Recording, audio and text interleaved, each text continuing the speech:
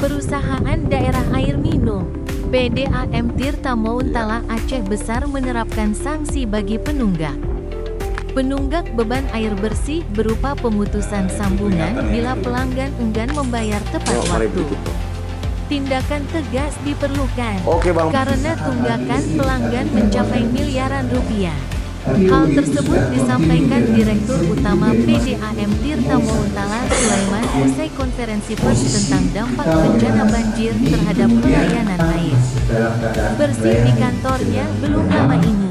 Apalagi selama masa bencana, pasokan listrik dari PLN kerap mengalami gangguan, sehingga operasional PDAM menggunakan genset.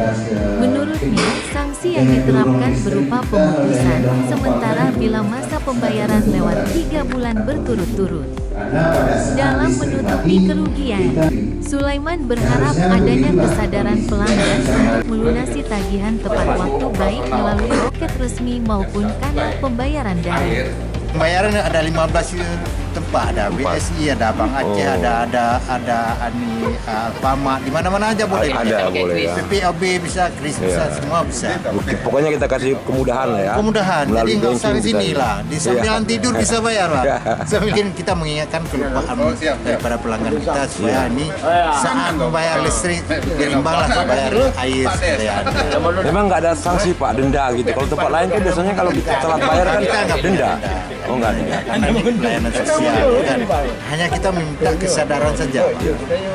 Ditegaskan sanksi bagi penunggak yang telat bayar PDAM 3 bulan ke atas sudah tertera pada setiap lembaran rekening.